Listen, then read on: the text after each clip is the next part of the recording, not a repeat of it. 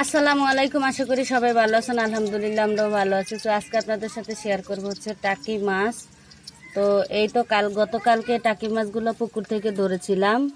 তারপর আম্মা বলল ফ্রিজে থুইব না, ফ্রিজে না রেখে মাছটাকে হলুদ আর মরিচের গুঁড়ো লবণ দিয়ে জাল দিয়ে রেখেছিলাম। তো এখন সেটাকে বোনা করব। আর হ্যাঁ, টাকি মাছগুলো অনেক বড় বড় ছিল আর এটার প্রত্যেকটা মাছেরই ডিম হয়েছে। তো ডিমগুলো আলাদা ভাজা খেয়ে ফেলেছিলাম। তো চলেন এখন মাছগুলোকে আমি গুঁড়া করে নিব। যেহেতু হলুদ লবণ মরিচ দেওয়া আছে, এখন সব কিছু হালকা পাতলা করে দিব। তো আগে থেকে আমি চুলায় তেল আর এই যে পেঁয়াজ দিয়ে রেখেছি, কারণ এইভাবে আপনার ফ্রিজের মাছের থেকে হাজার গুণ স্বাদ লাগে। তাজা মাছ যদি আগে তো ফ্রিজ যখন ছিল না মানুষের, তখন তো আপনার এইভাবেই খাইছি যে অর্ধেকটা একদিন রান্না করি আরেকদিন জাল দিয়ে রেখে দেই বা ভাজ্যা রেখে দেই। তো ভাজ্যা রাখলে আসলে পরের দিন রান্না করলে গন্ধ করে, কিন্তু এইভাবে যদি আপনারা জাল দিয়ে রাখেন ওইটার টেস্টটা নষ্ট হয় না। বড়জোর মাছটা শক্ত শক্ত হয়ে টেস্টটা আরও বেড়ে যায়। এই তো দিয়ে দিলাম রসুন বাটা,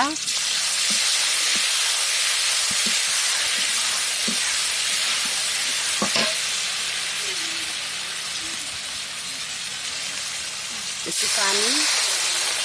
আমি একটু অন্যরকম করে রান্নাটা করব, যেহেতু জাল দেওয়া মাছ খেতে এইভাবে এমনিতেই খেতে ভালো লাগে। তো এটাকে আমি শুধু রসুন আর হালকা জিরা ধনিয়ার গুঁড়া দেব, আদা আটাটা দেব না।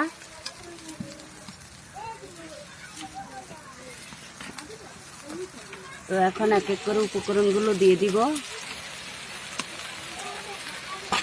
একটু পানি দিয়ে নিয়েছিলাম, এখন দিয়ে দিব হলুদ, হালকা হলুদ দিব, কারণ হলুদ তো এখানে মাছের সাথে দেওয়াই আছে।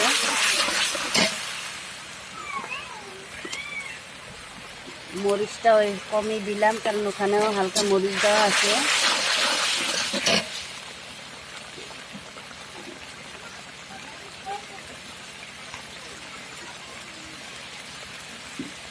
লবণটা এক চিমটি দিয়ে দিলাম।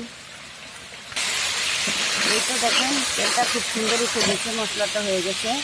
ও হ্যাঁ, আমি ধনিয়ার গুঁড়া জিরার গুঁড়া ডিব্বাটা খুঁজে পাই না, যার জন্য স্কিপ করবো, কারণ না দিলেও সমস্যা নাই।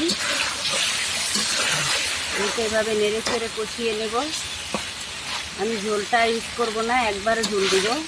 এখন এই তেলে আর এই যে ভিজা ভিজা আছে এতেই কষানো হোক।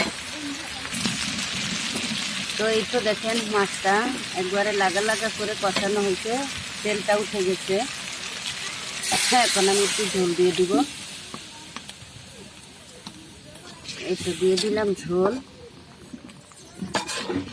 কারণ ঝোলটা দিয়ে আমি পরে নাড়া দিব।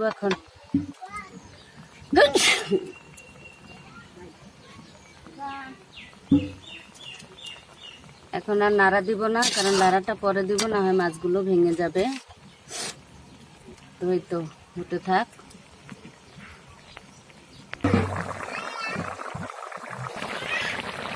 তো এই তো দিয়ে দিব জিরার গুঁড়ো, ভাজা জিরার গুঁড়ো এটা।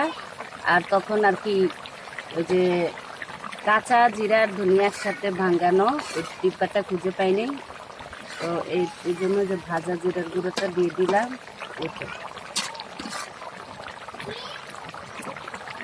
তো 2-1 মিনিট হোক, তারপরে নামিয়ে নিব। তো এই তো হয়ে গেছে। যেহেতু তাজা মাছ আমি একটু হালকা ঝোল ঝোল রাখবো।